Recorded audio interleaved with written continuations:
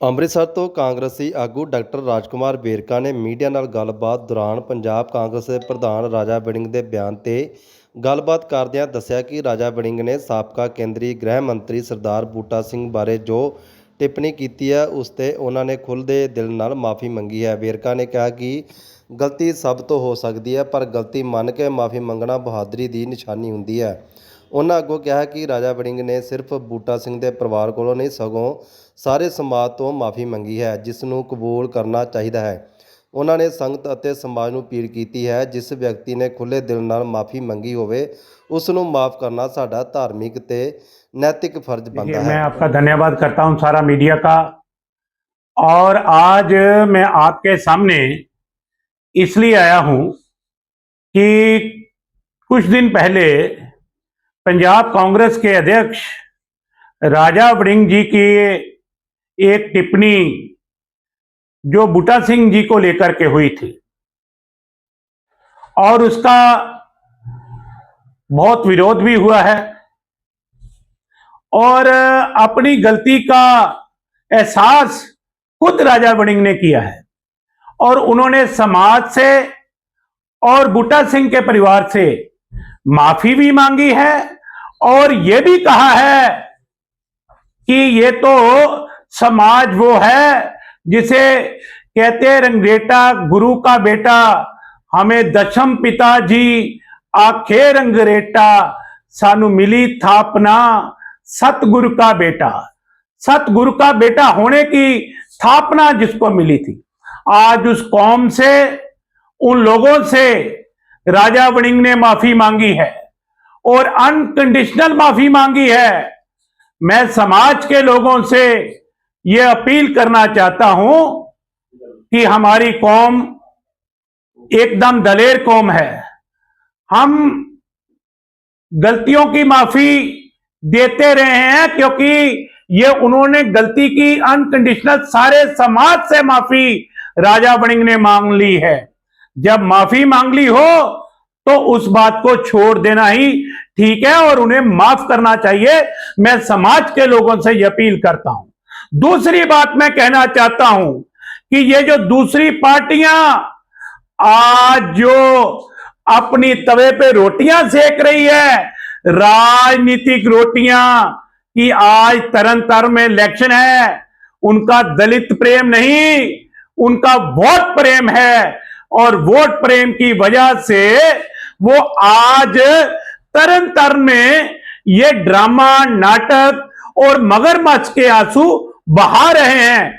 और मैं पूछना चाहता हूं कि भगवंत मान जी, आपके लोग आज किस मुंह से वहां जाकर कांग्रेस के खिलाफ विरोध कर रहे हैं? आप बता दीजिए कि भाई आपकी पार्टी ने दलितों के लिए यह कहा था कि हम डिप्टी मुख्यमंत्री, डिप्टी चीफ मिनिस्टर दलितों को बनाएंगे। कहां बनाया? और आपने जो काम किए हैं वो सब जानते हैं दलित समाज के लोग। और दूसरी बात मैं आपको यह कहना चाहता हूं, आज बीजेपी वालों से एक बात मैं कहता हूं कि भैया आपने तो देश की सबसे ऊंची सीट पे बैठी हुई हमारी राष्ट्रपति, जिसे आप देश की राष्ट्रपति नहीं, आप उसे दलित राष्ट्रपति कहते हो। देश के गृह मंत्री बूटा सिंह को आप दलित गृह मंत्री बोलते थे। देश पंजाब के मुख्यमंत्री सरदार चरणजीत सिंह चन्नी को आप लोग दलित मुख्यमंत्री बोलते हो, जबकि उनकी लियाकत, उनका काम आज पूरी दुनिया में बोलता है। और आज चाहे बूटा सिंह की बात कर लो, बूटा सिंह जी ने ये पगड़ी की लाज और कांग्रेस की लाज पूरे देश में रखी है। समाज उनको जितना भी झुककर सलाम कर सके उतना ही काफी है। आज सरदार बूटा सिंह को सारा समाज नहीं, पूरी दुनिया इस बात के लिए जानती है। और दूसरी बात मैं कहना चाहता हूं कि बाबा साहब अंबेडकर के बारे में भी भैया आप विरोधी टिप्पणियां करते रहते हो। आप ऐसी बातें करते रहते हो। भाई देश का संविधान जिसे आप दलित कहते हो, आज डॉक्टर बी आर अंबेडकर ने दिया है।